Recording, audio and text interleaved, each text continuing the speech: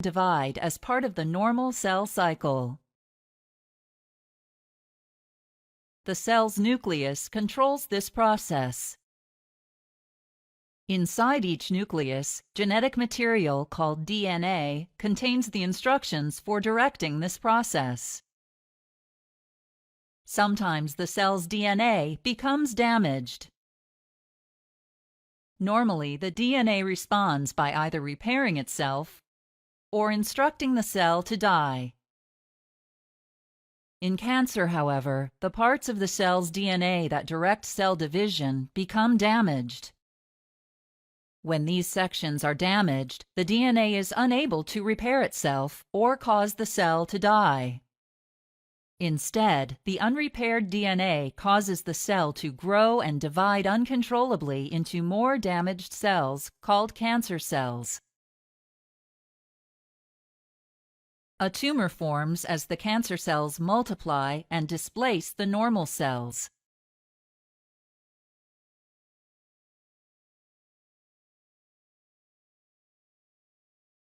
As the tumor enlarges, it develops its own blood supply. Since cancer cells do not stick together as well as normal cells, they may break away and enter a nearby blood vessel. Cancer cells in blood vessels may travel to other areas of your body and form additional tumors. This is called metastasis. Additional tumors may form in areas such as the lungs, liver, and bones. Another way cancer may spread to other areas of your body is through your lymphatic system. Cancer cells may enter lymph vessels near the tumor, then travel to small glands called lymph nodes. If the cells pass through the nodes, they may continue to travel through your lymphatic system and form additional tumors. Chemotherapy drugs work by targeting fast-growing and reproducing cells, a characteristic common to cancer cells. The tumor shrinks as the cells stop dividing and die. Most chemotherapy drugs work systemically as they travel throughout your body in your bloodstream. As they circulate, the drugs damage metastatic cancer cells in other organs. Unfortunately, chemotherapy drugs cannot tell the difference between fast-growing normal cells and cancer cells. As a result, these drugs also damage or irritate some of your fast-growing normal cells, such as those in your bone marrow, digestive system, and hair follicles. Death, irritation, or damage to these normal cells produces side effects such as a weakened immune system, nausea, and hair loss.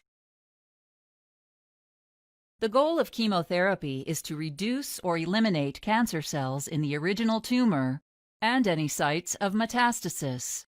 In addition to being a primary cancer treatment, doctors often use chemotherapy as a secondary treatment before, during, or after other primary cancer treatments, such as radiation therapy or surgical excision of a tumor.